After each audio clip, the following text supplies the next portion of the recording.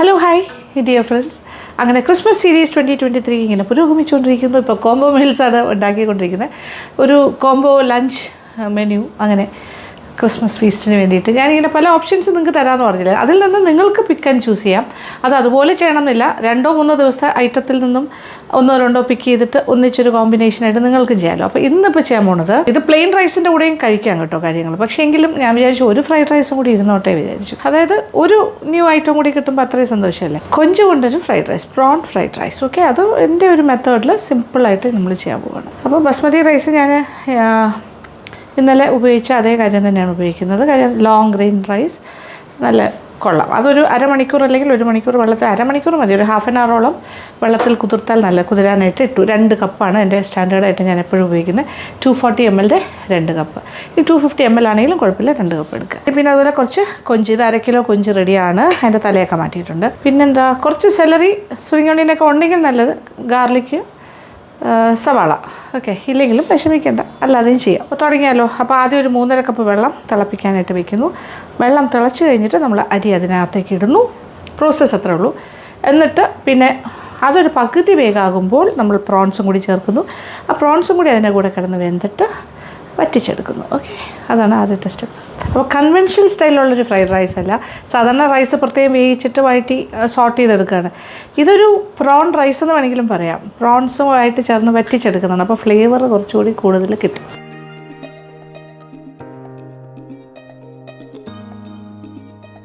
അരി correct 2 cup. ഇത് നല്ലതായിട്ട് പൊലിക്കുന്ന അരിയാണ്. വെന്ത് കഴിയുമ്പോൾ നിറച്ചുണ്ടാവും. ഇത് 3.5 കപ്പ് വെള്ളം ഒഴിച്ചു. ഇനി ഒരു നല്ലൊരു തിള വരട്ടെ. അത് കഴിഞ്ഞിട്ട് പാത്രം അടച്ചിട്ട് നമുക്കൊരു മീഡിയം ഫ്ലെയിമിലേക്ക് മാറ്റാം. മീഡിയം ലോ, ഒരു ഹാഫ് കുക്ക്ഡ് ആകുന്നവരെ, പകുതി വേഗമാകുന്നവരെ. അത് കഴിഞ്ഞാൽ നമ്മൾ പ്രോൺസും കൂടി ചേർത്ത് കൊടുക്കാം. അതാണ് പ്ലാൻ. ചെറുതായിട്ട് തിള പൊട്ടി തുടങ്ങി. ഓക്കെ, ഇനി പാത്രം ഒന്ന് അടച്ചിടട്ടെ. ഇനി ഇത് വേഗട്ടെ. ഒരു ഫ്ലെയിം ഒന്ന് ഇച്ചിരി കുറയ്ക്കാം. ഇനി വെന്തൊരു പകുതിയാകും. കുറച്ച് ചാറ് ഉള്ള സമയത്ത് തന്നെ നമ്മൾ പ്രോൺസ് ചേർക്കണം. ഇപ്പോൾ ഇത് നന്നായിട്ട് തിളയ്ക്കുന്നുണ്ട്. ഇനി ഇതിനകത്ത് ഒരു കാര്യം കൂടി നമ്മൾ ചേർക്കണം. അതായത് 1 ടേബിൾ സ്പൂൺ എണ്ണ, റിഫൈൻഡ് ഓയിൽ ഏതാണെങ്കിലും കുഴപ്പമില്ല. ഞാനിപ്പോൾ സൺഫ്ലവർ ഓയിൽ ചേർക്കാൻ പോകും. ഒലിവ് ഓയിൽ വേണമെങ്കിലും ചേർക്കാം കേട്ടോ, ഒരു ഓപ്ഷൻ അതാണ്. പക്ഷെ വെളിച്ചെണ്ണ ഒന്നും വേണ്ട, കാരണം ഇത് നമ്മൾ ആ സ്റ്റൈലിലല്ല ചെയ്യുന്നത്. ഇങ്ങനെയുണ്ട്. ഇനി എണ്ണ ചേർത്തു. ഉപ്പ് ഇപ്പോൾ ചേർക്കുന്നില്ല. ഇനി ഇതൊരു പകുതി വേഗമാകട്ടെ. പാത്രം വീണ്ടും അടച്ചു കൊടുക്കാം. അപ്പോൾ നന്നായിട്ട് തിളയ്ക്കുന്നുണ്ട് കേട്ടോ. അപ്പോൾ ആദ്യം മീഡിയം ലോയിലേക്ക് മാറ്റാൻ നോക്കി. പക്ഷേ എനിക്ക് തോന്നി അത് പോരാ, മീഡിയം ഹൈയിൽ തന്നെ കിടക്കട്ടെ.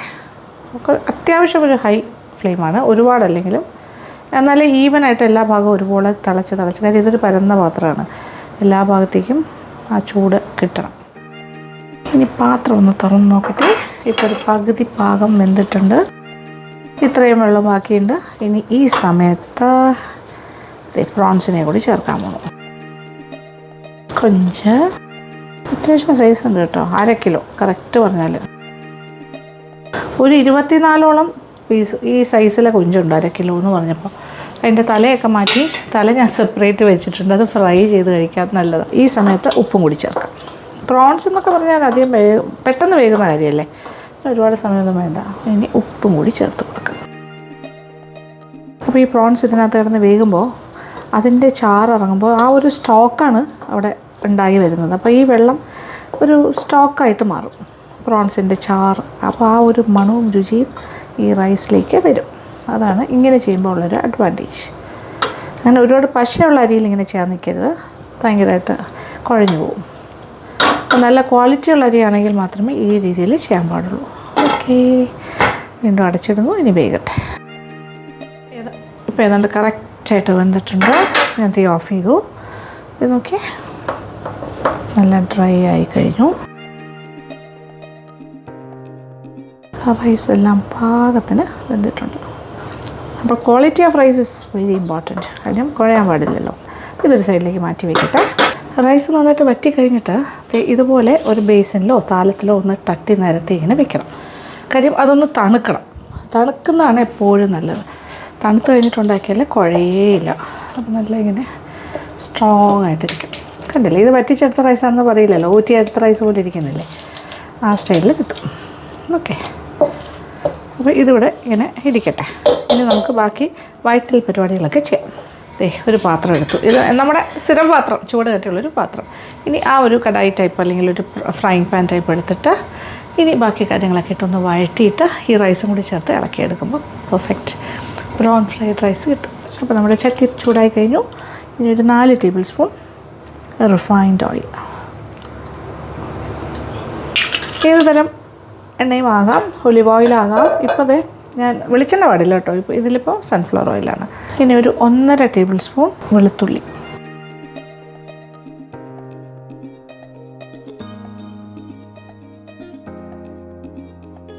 അപ്പോൾ ഇതിൻ്റെ കളറ് മാറണ്ട, ഒന്ന് വാടി തുടങ്ങുമ്പോൾ തന്നെ നമ്മൾ അടുത്ത് സവാള ചേർക്കണം.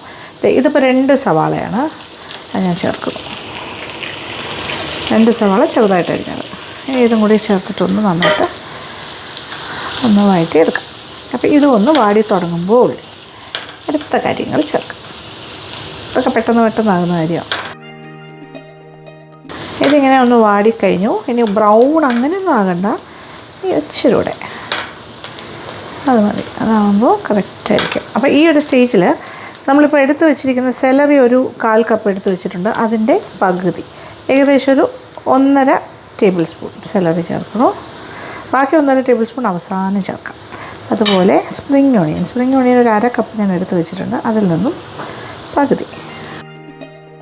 അപ്പോൾ അതിൻ്റെ ഒരു സെലറിയുടെ ഫ്ലേവറും കൂടി കിട്ടുമല്ലോ. അപ്പോൾ സെലറി, സ്പ്രിംഗ് ഓണിയൻ എല്ലാം ഒരു പകുതി ഇട്ടുമല്ലോ. അതെല്ലാം ഇങ്ങനെയായി വാടി തുടങ്ങി. ഇനി ഇതിലേക്ക് തണുത്ത റൈസ്, നമ്മുടെ കൊഞ്ച് ചോറ് ഇതിനകത്തേക്ക് കുറേശ്ശെ ഇട്ട് കൊടുക്കാം.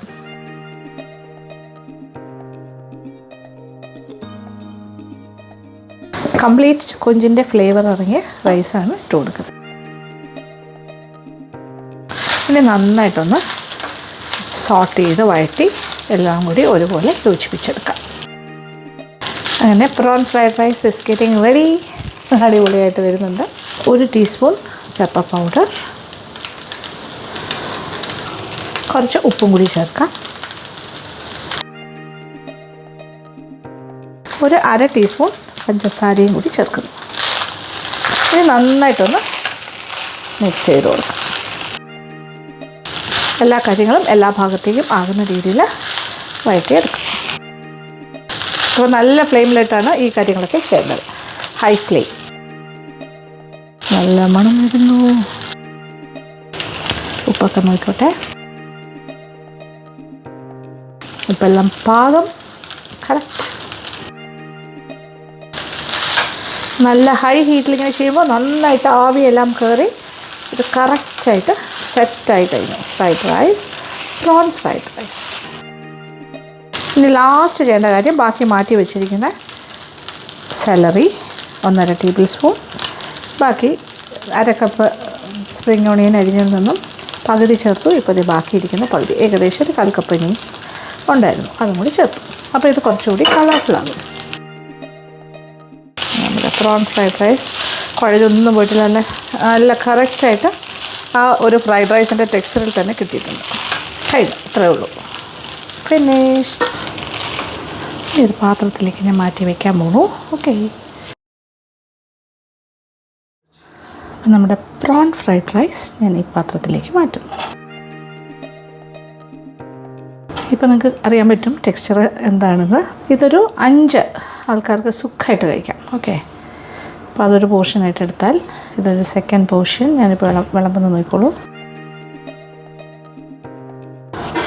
പിന്നെ ഇത് 3ാമത്തെ പോർഷൻ.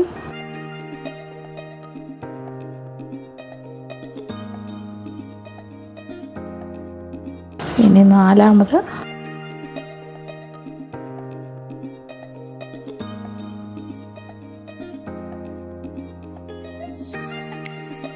ഇനി ഒരു 5ാമത്. ഓക്കെ, 5 പേർക്ക് എങ്ങനെ വിളമ്പാന്ന് കാണണ്ടല്ലോ അല്ലേ? ഈ രീതിയിൽ വിളമ്പിയാൽ മതി. അത് മാത്രം കറക്റ്റായിട്ട്. അപ്പോൾ നമുക്കിത് കൃത്യമായിട്ടൊരു 5 പേർക്ക് സുഖമായിട്ട് കഴിക്കാം. ഈ ഒരു quantity, that is 2 cup basmati rice ഇതുപോലെ വേവിച്ചെടുത്ത്. പ്രോൺ ഫ്രൈഡ് റൈസ് എളുപ്പത്തിൽ ഉണ്ടാക്കാം. അത്ര ടൈം കൺസ്യൂമിങ് ഒന്നുമല്ല. ഇതിപ്പോൾ തൽക്കാലം ഞാനിവിടെ അടച്ച് വയ്ക്കുന്നു. ഓക്കെ, അപ്പോൾ ബാക്കി കാര്യങ്ങളും കൂടി ഉണ്ടാക്കാം. അപ്പോൾ ഒരു കാര്യം കഴിഞ്ഞു. രണ്ടാമത്തേന്ന് വെച്ചാൽ ബീഫാണ്. ഒരു നാടൻ ബീഫ് പെരട്ട് ചെയ്യട്ടെ. അതാകുമ്പോൾ നല്ല എന്താ പറയുക, ഇത് ശരിക്കും നാടൻ ബീഫ് പെരട്ട് കഴിക്കാനായിട്ട് ഇപ്പോൾ പ്രോൺ ഫ്രൈഡ് റൈസ് ഒന്നും വേണമെന്നില്ല, നമുക്ക് ചോറിൻ്റെ കൂടെയൊക്കെ കഴിക്കാം. ഓക്കെ, സാധാരണ കുത്തരിച്ചോറോ വെള്ളച്ചോറോ എന്താണെങ്കിലും കുഴപ്പമില്ല. അപ്പോൾ അതിൻ്റെ കൂടെ ഒരു ബീഫ് കോംബോ ആയിട്ട് ഞാൻ ഉണ്ടാക്കുന്നതേ ഉള്ളൂ. അപ്പോൾ അതിന് വേണ്ട കാര്യങ്ങൾ, ബീഫ് നോക്കിയാൽ ഇത് 1 കിലോ ആണ്. നല്ല വേകുന്ന, ഒരുപാട് മുറ്റിയ ബീഫൊന്നും വാങ്ങാണ്ട് നല്ല ശ്രദ്ധിച്ച് വാങ്ങിച്ചാൽ മതി, നല്ല ബീഫ് കിട്ടും. ഇനി പോത്തിറച്ചിയിൽ ചെയ്യണമെന്നുണ്ടെങ്കിൽ അതും ആകാം. അപ്പോൾ ഇതൊന്നുകൂടി ഒന്ന് ഞാൻ കഴുകിയിട്ട് വരാം. ഓക്കെ, അപ്പോൾ നന്നായിട്ട് കഴുകി സെറ്റാക്കി കൊണ്ടുവന്നിട്ടുണ്ട്. ഓക്കെ, ഇനി കുക്കറിലേക്ക് മാറ്റാം. ആദ്യം ബീഫിൻ്റെ പീസസ്. ഇത് 1 kg ആണ്.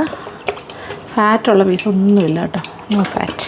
അങ്ങനെയാണ് കട്ട് ചെയ്ത് വാങ്ങിച്ചിരിക്കുന്നത്. ഇതിലേക്ക് ഒരു 4 ടേബിൾ സ്പൂൺ ഇഞ്ചി ചെറുതായി അരിഞ്ഞത്. ഇനി ഇതിനകത്തേക്ക് 1 ടീസ്പൂൺ മഞ്ഞൾപ്പൊടി ചേർക്കുന്നു. 3 ടേബിൾ സ്പൂൺ മുളക് പൊടി, പിരിയൻ മുളകിൻ്റെ പൊടി. കാശ്മീരി ചില്ലി പൗഡർ ആകാം. 3 ടേബിൾ സ്പൂൺ നിറച്ചെടുത്തിട്ടുണ്ട്. 6 ടേബിൾ സ്പൂൺ മല്ലിപ്പൊടി.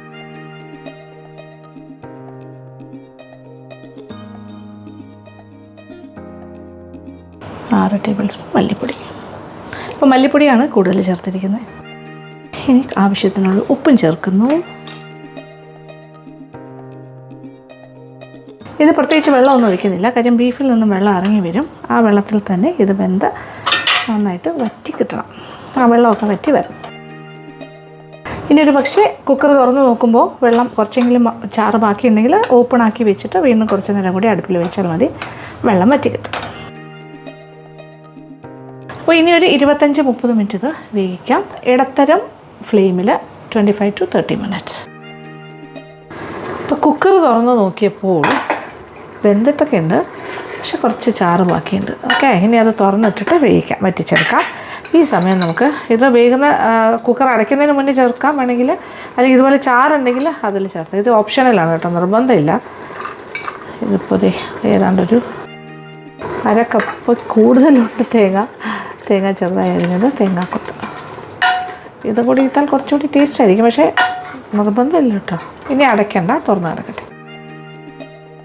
ഇനി ഈ സമയം നമുക്കൊരു കാര്യം കൂടി ചെയ്യാം, അതായത് കുറച്ച് വെളുത്തുള്ളി. ചെറിയ അല്ലി വെളുത്തുള്ളി ആണെങ്കിൽ ഒരു 24 എണ്ണം, വലിയ അല്ലി ആണെങ്കിൽ ഏതാണ്ട് ഒരു 10, 12, 13, 15 വരെ എടുക്കാം. ഇത് വലിയ അല്ലിയാണ്, അതുകൊണ്ട് ഒരു 15 അല്ലി എടുത്തിട്ടുണ്ട്. 2 ടേബിൾ സ്പൂൺ നിറച്ച് മുഴുവൻ കുരുമുളക്. ഇത് രണ്ടും കൂടി ചേർത്തിട്ടൊന്ന് ചതച്ചെടുക്കാം. അരയണ്ട, അല്ലാണ്ട് ചതച്ചെടുക്കാം. അങ്ങനെ ചതച്ചെടുത്തു. ഇത് കുരുമുളകും ഗാർലിക്കും രണ്ടും കൂടി, വെളുത്തുള്ളിയും കൂടി ചേർന്ന്. ഓക്കെ, ഇനി ഇത് വെച്ചിട്ട് ബാക്കി കാര്യങ്ങൾ. ഇനി ഒരു ചൂട് കട്ടിയുള്ള പാത്രം, നമ്മുടെ സ്ഥിരം പാത്രം തന്നെ ഞാൻ എടുത്തിട്ടുണ്ട്. ഇതിലേക്ക് കുറച്ച് ഏറെ വെളിച്ചെണ്ണ വേണം. ഒരു 8 ടേബിൾ സ്പൂൺ വരെ ആകാം. ആദ്യം കുറച്ച് കറിവേപ്പില, ധാരാളം കറിവേപ്പില ചേർത്ത് കൊടുക്കുന്നു. അതിൻ്റെ കൂടെ ചതച്ച് വെച്ചിരിക്കുന്ന വെളുത്തുള്ളിയും കുരുമുളകും നന്നായിട്ട് വഴറ്റി മൂപ്പിക്കും. ആഹാ, എന്താ മണം! വെളിച്ചെണ്ണയിൽ കുരുമുളകും വെളുത്തുള്ളിയും മുരിഞ്ഞ് വരുമ്പോൾ ഒരു പറഞ്ഞറിയിക്കാൻ വയ്യാത്ത മണമായിരിക്കും. ഇപ്പം തന്നെ എന്താ മണം! അപ്പോൾ ഇനി ഇത് പച്ചച്ചുവ മാറി ഒന്ന് ചെറുതായിട്ട് മൂത്ത് തുടങ്ങുന്ന സമയത്ത് നമ്മൾ വേവിച്ച് വെച്ചിരിക്കുന്ന ബീഫ്, അതിൻ്റെ അരപ്പോട് കൂടി, വെള്ളമൊക്കെ ഏതാണ്ട് വറ്റിച്ച് വെച്ചിരിക്കുകയാണ്, അതിൻ്റെ അരപ്പോട് കൂടി ഇങ്ങനെ പൊതിഞ്ഞിരിക്കുന്ന പാകത്തിലുള്ള ബീഫ് ഇതിലേക്ക് ചേർത്തിട്ട് വഴറ്റി മൂപ്പിക്കാം. ഇപ്പോൾ വെളുത്തുള്ളിയൊക്കെ ചെറുതായി മൂത്ത് തുടങ്ങി. ഇനി ചേർത്ത് കൊടുക്കാം. ഏതാണ്ട് വറ്റിയിട്ടുണ്ട്, കണ്ടില്ലേ? വെള്ളമൊക്കെ വറ്റി അരപ്പിങ്ങനെ പൊതിഞ്ഞിരിക്കുന്ന പാകമായിട്ടാണ് കിട്ടിയിരിക്കുന്നത്. കുക്കറിനകത്ത് ഞാൻ തുറന്ന് വെച്ച് കുറച്ച് നേരം, ഒരു 10 മിനിറ്റ് ഇങ്ങനെ ഓപ്പണായിട്ട് അടുപ്പിൽ വെച്ചപ്പോൾ ബാക്കി ഇരുന്ന ചാറും കൂടി വറ്റി കിട്ടി. അപ്പോൾ തേങ്ങാക്കൊത്തുമൊക്കെ കറക്റ്റായിട്ട് ഇതിൻ്റെ കൂടെ യോജിച്ച് റെഡിയായിട്ട് വന്നു. ഇതെല്ലാം കൂടി കിടന്നിട്ട് നന്നായിട്ട് മിക്സ് ചെയ്ത് എല്ലാ ഭാഗത്തേക്കും ആ കുരുമുളകും വെളുത്തുള്ളിയും ഒക്കെ മിക്സായി കിട്ടും. ഇനി ഇടയ്ക്കിടയ്ക്ക് തിരിച്ചും മറിച്ചും ഒക്കെ ഇട്ടിട്ട് വഴറ്റി ആവശ്യത്തിന് എത്ര മൂപ്പിക്കണം അതനുസരിച്ച് മൂപ്പിച്ചെടുക്കാം. ഒരു കാര്യം ശ്രദ്ധിച്ചോ എന്ന് എനിക്കറിയില്ല, ഇതിൽ നമ്മൾ ഗരം മസാല പൊടിയോ അങ്ങനത്തെ കാര്യങ്ങളൊന്നും ചേർത്തിട്ടില്ല, അതിൻ്റെ ആവശ്യമില്ല. ഇതിൻ്റെ ഹൈലൈറ്റ് എന്ന് പറഞ്ഞാൽ കുരുമുളക്, ഗാർലിക്, ആ ഒരു ഫ്ലേവറാണ്. പിന്നെ വേണമെന്നുണ്ടെങ്കിൽ ഇടാം കേട്ടോ, ഗരം മസാലയുടെ ഇഷ്ടമാണെന്നുണ്ടെങ്കിൽ ഇട്ടുള്ളൂ. പക്ഷേ എൻ്റെ ഈ ഒരു റെസിപ്പിയിൽ ഞാൻ അങ്ങനെ ഇടാറില്ല. രണ്ടാമത്തെ കാര്യം, ഇതിൽ ഉള്ളിയേ ചേർത്തിട്ടില്ല. അപ്പോൾ അങ്ങനെ എളുപ്പം. അപ്പോൾ കറക്റ്റ് ഇറച്ചി തന്നെ കിട്ടും ഫുള്ളായിട്ട്. ക്വാണ്ടിറ്റി കൂട്ടണം എന്നുണ്ടെങ്കിൽ നമുക്ക് സവാളയോ കൊച്ചുള്ളിയോ ഒക്കെ ചേർക്കാം. അതിങ്ങനെ ഇങ്ങനെ വഴറ്റുന്ന സ്റ്റേജ് ഉണ്ടല്ലോ, ഗാർലിക്കും കുരുമുളകും കൂടി വഴറ്റിയില്ലേ, അത് കഴിഞ്ഞിട്ട് കൊച്ചുള്ളി ചതച്ചത്, സവാള കുറച്ച് ചെറുതായി അരിഞ്ഞത്, അതെല്ലാം കൂടി ഇട്ട് മൊരിച്ചിട്ട് എന്നിട്ട് ഈ ഇറച്ചിയുടെ കഷ്ണങ്ങൾ തട്ടിയിട്ട് ഇതുപോലെ ആക്കിയെടുക്കാം. പക്ഷേ ഇതിൽ ഞാൻ ഉള്ളി ചേർക്കുന്നില്ല, അല്ലാണ്ടാണ് ഞാൻ എപ്പോഴും ഉണ്ടാക്കാറ്. ഇതുപോലെ വേവിച്ച് വെക്കും. എന്നിട്ട് ആവശ്യാനുസരണം എണ്ണ ഇതുപോലെ ചൂടാക്കി കുരുമുളകും വെളുത്തുള്ളി ചതച്ചിടുന്നു, മൊരിച്ചെടുക്കുന്നു. ഇങ്ങനെ വേവിച്ച് ആവശ്യാനുസരണം വേവിച്ച ഇറച്ചി. നാടൻ തനി നാടൻ ബീഫ് വരട്ടിയത് ഓൾമോസ്റ്റ് റെഡി. ഇത് എത്ര വേണമെങ്കിലും മൂപ്പിക്കാം. എണ്ണ കുറച്ചുകൂടിയൊക്കെ ഒഴിച്ച് സമയമെടുത്ത് കുറേ നേരം ചെറിയ രീതിയിലൊക്കെ ഇട്ട് കഴിഞ്ഞാൽ കുറച്ചുകൂടെ മൂപ്പിച്ചെടുക്കാം. പക്ഷേ നമുക്ക് ഇങ്ങനെ മതിയെന്നുണ്ടെങ്കിൽ ഇങ്ങനെ തന്നെ എടുക്കും. ഇത് നല്ലതാണ് കേട്ടോ, ഇങ്ങനെ എടുത്താലും അടിപൊളിയല്ലേ. സാധാരണ കുത്തരി ചോറിൻ്റെ കൂടെയൊക്കെ ഉള്ളൊരു നല്ല കോമ്പിനേഷനാണ്. ഇതിപ്പോൾ ഫ്രൈഡ് റൈസ് ഒന്നും വേണമെന്നില്ല, ഞാൻ അതിൻ്റെ കൂടെ കാണിച്ചു എന്നേ ഉള്ളൂ. കാര്യം ഇതൊരു കോംബോ ഐറ്റത്തിൽ ഇതും കൂടി ഇരിക്കട്ടെ വിചാരിച്ചു. നിങ്ങൾക്കൊരു ചോയ്സ് ഓഫ് ഐറ്റം ഉണ്ടാവുമല്ലോ.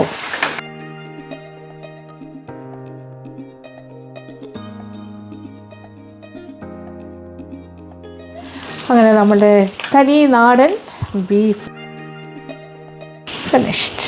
അടിപൊളി ടേസ്റ്റ് കേട്ടോ. കറിവേപ്പില എക്സ്ട്രാ ചേർക്കട്ടെ.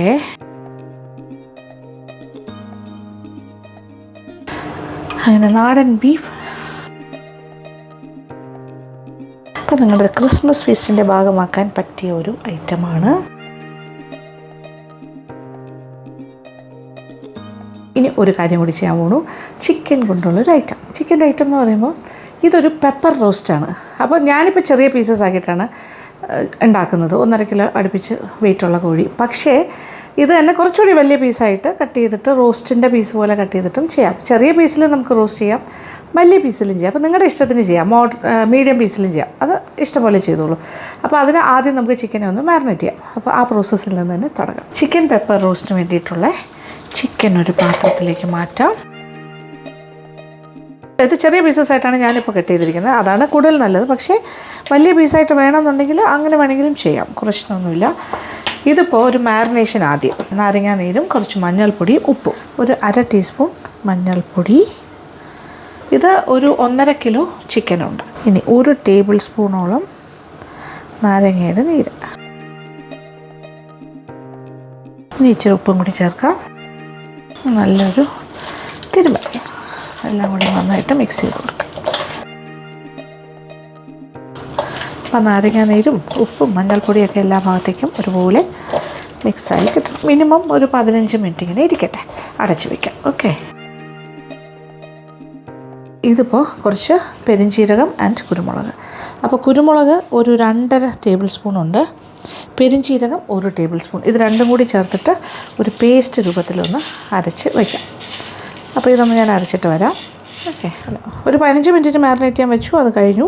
ഇതേ അരച്ച കാര്യങ്ങളും റെഡിയാണ്. ഇത് കുരുമുളകും അതുപോലെ പെരിഞ്ചീരകം അതും കൂടി ഇതിനകത്തേക്ക് ചേർക്കുന്നു. ഇതൊരു പെപ്പർ റോസ്റ്റാണല്ലോ, അപ്പോൾ പെപ്പറിൻ്റെ ടേസ്റ്റാണ് കയറി നിൽക്കുന്നത്. നന്നായിട്ട് മിക്സ് ചെയ്ത് കൊടുക്കാം. ഇനി ഇത് വേവിക്കാനായിട്ട് ഇപ്പോൾ ഞാൻ ചട്ടിയിലാണ് വേവിക്കുന്നത്, അതിലേക്ക് മാറ്റും.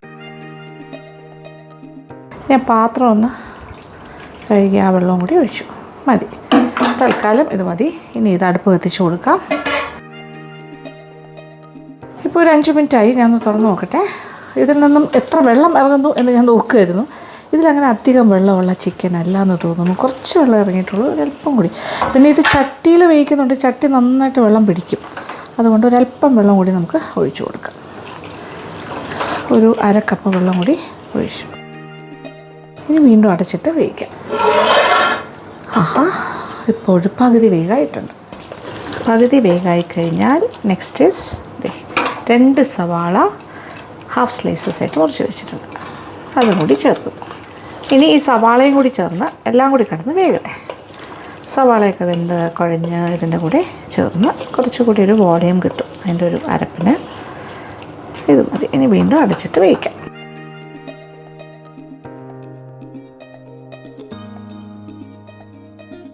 ചിക്കൻ്റെ കണ്ടീഷൻ ഇതാണ്.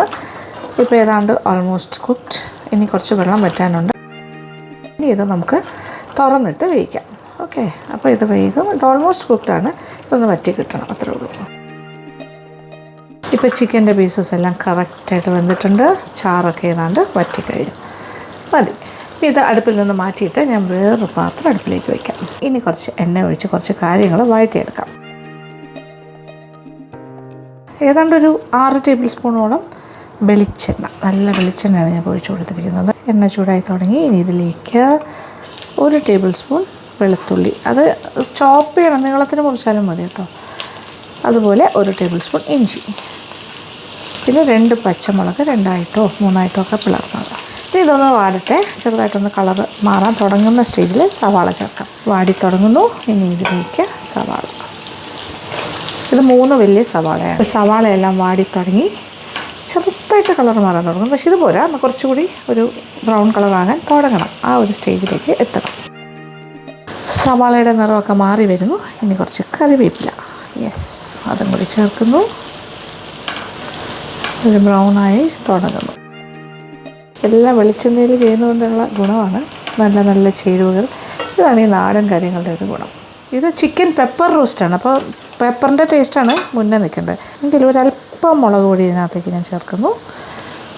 1 ടീസ്പൂൺ അത്ര മതി. ജസ്റ്റ് 1 ടീസ്പൂൺ പിരിയ മുളക് പൊടി. ടീസ്പൂണാണ്, ടേബിൾ സ്പൂൺ അല്ല. അത് ജസ്റ്റ് ഒരു കളറിന് വേണ്ടി മാത്രം എക്സ്ട്രാ ചേർക്കും. ഇനി ഇതിലേക്ക് ടൊമാറ്റോ. ഇത് 3 ടൊമാറ്റോ ആണ്, സ്ക്വയർ പീസസ് ആയിട്ട്. ഒരുപാട് വലിയ സ്ക്വയർ അല്ല, പക്ഷേ ഒരു മീഡിയം സ്ക്വയർ പീസായിട്ട് മുറിച്ചത്. ഇനി ടൊമാറ്റോയും കൂടി ഒന്ന് വാടി ഇതിനകത്ത് മിക്സായി ഒന്ന് കുഴഞ്ഞ് വരണം, അത്രേ ഉള്ളൂ. ഇടയ്ക്കിടയ്ക്ക് ഒന്ന് ഇളക്കി കൊടുത്താൽ മതി. ഇവിടെ ഒരു രക്ഷയുമില്ലാത്ത മണമാണ്. ഇതിങ്ങനെ ചെയ്തുകൊണ്ടിരിക്കുമ്പോൾ തന്നെ എന്താ മണം. ഇനി ഇതിലേക്ക് കുറച്ച് മല്ലിയില, ഓക്കെ, ഒരു ചെറിയ പിടി മല്ലിയിലയും കൂടി ചേർക്കുന്നു.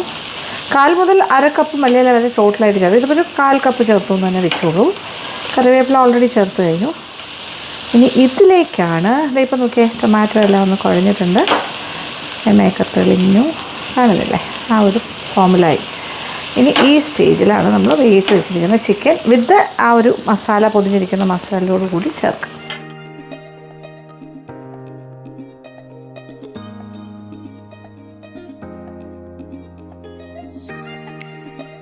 ഇനി നല്ലൊരു mix. Chicken pepper roast is getting ready. അടിപൊളിയായിട്ട് വരുന്നുണ്ട്. ഇതിപ്പോൾ ഞാൻ ചെറിയ പീസസ് ആയിട്ടാണ് കോഴീനെ ഉപയോഗിച്ചിരിക്കുന്നത്, വെട്ടിയിരിക്കുന്നത്. പക്ഷെ ഞാൻ പറഞ്ഞല്ലോ, അത് വേണമെങ്കിൽ നിങ്ങൾക്ക് ഇപ്പോൾ ക്രിസ്മസ് ഫീസ്റ്റിന് കുറച്ചുകൂടി വലിയ പീസായിട്ട് ചിക്കൻ ഇരിക്കണം തോന്നുകയാണെങ്കിൽ കുറച്ചുകൂടി വലിയ പീസാക്കിക്കോളൂ, ഒരു കുഴപ്പമില്ല. പക്ഷേ മെത്തേഡ് സെയിമാണ്, ഒരു മാറ്റമില്ല. ഇതേപോലെ തന്നെ ചെയ്താൽ മതി. ചെറുതായിട്ടൊന്നും കൂടി ഒന്ന് മൂക്കണം. അങ്ങനെ നമ്മളുടെ ചിക്കൻ പെപ്പർ റോസ്റ്റിൻ്റെ ലാസ്റ്റ് പാർട്ടിലേക്ക് എത്തി. ഇച്ചിരി ഉപ്പിൻ്റെ കുറവുണ്ടായിരുന്നു, കുറച്ചുകൂടി ചേർക്കുന്നു. ഇനി ലാസ്റ്റ് ഒരല്പം കുരുമുളക് പൊടി എക്സ്ട്രാ ചേർക്കണം. ഓക്കെ, പിന്നെ അത് എരിവിനനുസരിച്ചിട്ടാണ് കേട്ടോ, ഓരോരുത്തർക്ക് എത്ര വേണം അതനുസരിച്ചിട്ട്. ആദ്യം നമ്മൾ കുറേ കുരുമുളക് അരച്ച് ചേർക്കുമല്ലോ. ഇതിപ്പോൾ വീണ്ടും 1 ടീസ്പൂൺ കുരുമുളക് പൊടിച്ചതും കൂടി ചേർക്കുന്നു ലാസ്റ്റ്. റോസ്റ്റ് ആയി കഴിഞ്ഞു എന്ന് തോന്നിയാൽ നമുക്ക് തീ ഓഫ് ചെയ്യാം, അത്രേ ഉള്ളൂ. എന്നിട്ട് കുറച്ച് മല്ലിയിലയും കൂടി ചേർക്കാം. മസാല, ഗരം മസാലയുടെ ഐറ്റത്തിൽ പെരിഞ്ജീരകം മാത്രമേ നമ്മൾ ചേർത്തിട്ടുള്ളൂ, പക്ഷേ അത് തന്നെ നല്ലൊരു ഫ്ലേവർ തരും. Chicken pepper roast is ready. ഞാൻ തീ ഓഫ് ചെയ്യാൻ പോണു. ഇനി ലാസ്റ്റ് ആൻഡ് ഫൈനൽ മല്ലിയില, അത്രേ ഉള്ളൂ, സിമ്പിൾ. വീണ്ടും കുറച്ച് ഇടും. കാണുമ്പോൾ അറിയില്ലേ എന്താ ടേസ്റ്റ്, മണം മണം മണം. ഈ ആഹാ, ടേസ്റ്റിംഗ് വൺസ് മോർ.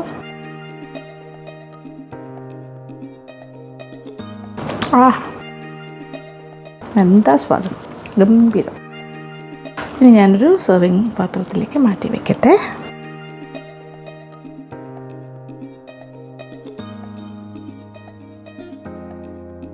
ഇത് ഇച്ചിരി കൂടെ മുരിക്കണം എന്നുണ്ടെങ്കിൽ അതും ആകാം, പക്ഷേ എനിക്ക് തോന്നുന്നത് ഇത് തന്നെയായിരിക്കും കറക്റ്റ് പാകം.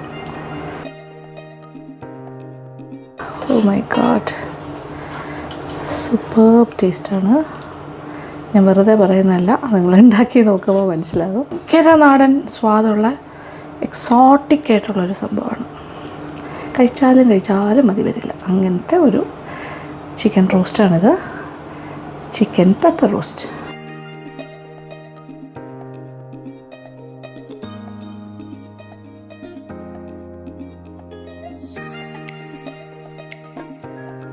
അങ്ങനെ നമ്മളുടെ ബ്യൂട്ടിഫുൾ കോംബോ ലഞ്ച് ക്രിസ്മസ് ഫീസ്റ്റിന് വേണ്ടിയിട്ടുള്ള മറ്റൊരു ഓപ്ഷനാണ് ഞാനിപ്പോൾ നിങ്ങൾക്കായിട്ട് തയ്യാറാക്കി കാണിച്ചത്. നോക്കിയേ, ടേസ്റ്റും ഭംഗിയുമുള്ള പ്രോൺ ഫ്രൈഡ് റൈസ്, പിന്നെ തനി നാടൻ ബീഫ്, അതുപോലെ തന്നെ ചിക്കൻ പെപ്പർ റോസ്റ്റ്. ഇത്രയും കാര്യങ്ങൾ ഇങ്ങനെ റെഡി ആയിരിക്കുന്നു. അപ്പോൾ ഇതിൽ ഏത് കോമ്പിനേഷൻ വേണമെങ്കിലും നിങ്ങൾക്ക് ചെയ്യാം. അപ്പോൾ ഇത് വെറുതെ ഇപ്പോൾ ഫ്രൈഡ് റൈസ് തന്നെ വേണമെന്നില്ല. പ്രോൺസിൻ്റെ സാധാരണ ചോറിൻ്റെ കൂടെ ഉള്ള നല്ല കോംബോയും ആണ് ഈ രണ്ട് കാര്യങ്ങളും, ബീഫും ചിക്കനും. പിന്നെ ക്രിസ്മസ് ദിനത്തിൽ എന്തായാലും കുറേ ഐറ്റംസ് ഉണ്ടാവുമല്ലോ. അപ്പോൾ മെയിൻ കോഴ്സിൽ നിങ്ങൾക്ക് വേണമെങ്കിൽ ചോറിൻ്റെ കൂടെ ഈ രണ്ട് ഐറ്റം ട്രൈ ആവുന്നതാണ്. എക്സലൻ്റ് ആണ്, നിങ്ങൾ കഴിച്ച് നോക്കിയാലേ മനസ്സിലാവും. പിന്നെ ബൈ ഇറ്റ് സെൽഫ് ഈ പ്രോൺസ് വെച്ചിട്ടുള്ള ഈ ഫ്രൈഡ് റൈസ് അത് മാത്രം കഴിച്ചാലും ഭയങ്കര സ്വാദാണ്. അത് നിങ്ങൾക്ക് ഇഷ്ടമുള്ള കോമ്പിനേഷൻ എന്ത് വേണമെങ്കിലും കൊടുക്കാം. ഓക്കെ, അപ്പോൾ അതിൻ്റെ കൂടെ ഒരു ഗ്രീൻ സലാഡോ അങ്ങനത്തെ കാര്യങ്ങളൊക്കെ മതി. പിന്നെ ഒരു നല്ലൊരു പുഡിങ്ങും കൂടിയൊക്കെ ആയിക്കഴിഞ്ഞാൽ കുറച്ച് ബ്രെഡ്സും ഒരു സ്റ്റ്യൂ ടൈപ്പ് എന്തെങ്കിലും ഒരു കാര്യവും, അല്ലെങ്കിൽ ഒരു കറി പോലെ കുറച്ച് ചാറുള്ളൊരു കാര്യം കൂടി ഉണ്ടെങ്കിൽ ഒരു മട്ടൺ സ്റ്റൂവോ മട്ടൺ കറിയോ അങ്ങനെ. പിന്നെ അല്ലെങ്കിൽ ഫിഷിൻ്റെ ഒരു കാര്യം, അല്ലെങ്കിൽ ഒരു വിന്താലു, ചിക്കൻ വേണ്ട, ഇനി പോക്ക് വിന്താലു ആകാം. പിന്നെ അതല്ലാന്നുണ്ടെങ്കിൽ ഫിഷ് വെച്ചിട്ടൊരു ഫിഷ് മൂളി ചെയ്യാം. അങ്ങനെ അതിൻ്റെ കൂടെ ബ്രെഡ്സിൻ്റെ കൂടെ അല്ലെങ്കിൽ ആപ്പത്തിൻ്റെ കൂടെ ഇതിനോടൊപ്പം ലഞ്ചിൻ്റെ മെനുയുടെ ഭാഗമാണിത്. അപ്പോൾ നിങ്ങളുടെ ഇഷ്ടമുള്ള എന്താണോ അതുപോലെ ചെയ്യുക. ഇത് എക്സലൻറ്റ് ഡിഷസാണ്. 3 കാര്യങ്ങളും അതിഗംഭീരമായ സ്വാദാണ്, ഉണ്ടാക്കാനും എളുപ്പം. അങ്ങനെ നമ്മുടെ ക്രിസ്മസ് ഫീസ്റ്റ് കോംബോ, അതായത് പാർട്ട് 3 റെഡി. എല്ലാം കണ്ടുവല്ലോ. അപ്പോൾ ഇനി ഞാനൊന്ന് വിളമ്പുന്ന കുറച്ച് വിളമ്പാം പ്ലേറ്റിൽ, എന്നിട്ട് ഇച്ചിരി കഴിക്കാം. ഓക്കെ, പിന്നെ പ്രോൺ ഫ്രൈഡ് റൈസ്. ഒരു തവി എടുക്കുമ്പോൾ ഒരു 3 പ്രോൺസെങ്കിലും മിനിമം കയ്യിൽ വരുന്നുണ്ട്.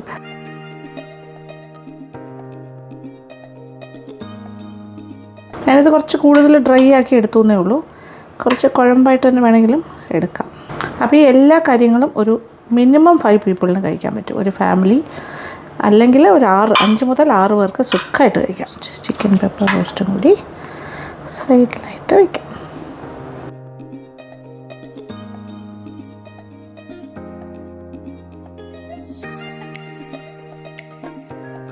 അങ്ങനെ യമ്മി ഡിലീഷ്യസ് ഫുഡ് കഴിക്കട്ടെ. നിങ്ങളും ഇതുപോലെ തന്നെ ഉണ്ടാക്കി ഞാൻ കഴിക്കുന്ന ഒരു ആസ്വാദനത്തിൽ കഴിക്കുക. ചോറ്, ഇത് പ്ലെയിൻ റൈസിൻ്റെ കൂടെയും കഴിക്കാം. ഞാനിപ്പോൾ പ്രോൺ ഫ്രൈഡ് റൈസ്, ചിക്കൻ,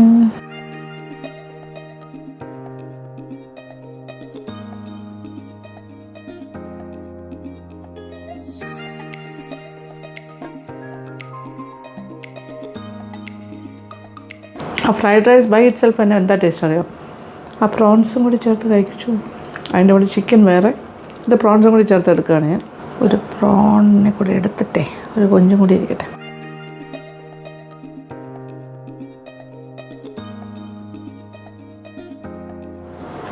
ആഹാ, യമ്മി. ബീഫിൻ്റെ ടേസ്റ്റ് അതന്നെ. എന്നാൽ ഒരുപാട് എണ്ണയൊന്നും ചേർത്തിട്ടില്ല ബീഫിൽ. കുറേ കൂടിയൊക്കെ എണ്ണയൊക്കെ ചേർത്ത് കുറച്ചുകൂടിയൊക്കെ വരട്ടിയൊക്കെ എടുക്കാൻ വേണ്ടി ഒരു കുഴമ്പ് പാകത്തിനും എടുക്കാം. നോക്കോളൂ, ഞാനൊരു വലിയ ബീഫ് പേഴ്സൺ അല്ല, എങ്കിലും ഞാൻ ടേസ്റ്റ് ചെയ്ത് പറയുന്നത്.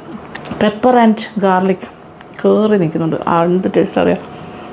ഇതിൽ ഗരം മസാല ഒന്നും ഇടരുത് കേട്ടോ, ഇങ്ങനെ തന്നെ ചെയ്യണം. ഇതേ നോക്കിയേ, വെന്തിട്ടുണ്ടോ എന്ന് ഞാൻ കാണിച്ചു തരാം. ഓക്കെ, നന്നായിട്ട് കറക്റ്റായിട്ട് വെന്തിട്ടുമുണ്ട്. പെർഫെക്റ്റ്ലി ഇതാണ്. ഓക്കെ, അപ്പോൾ ഞാൻ അത് കഴിച്ച് തീർക്കട്ടെ.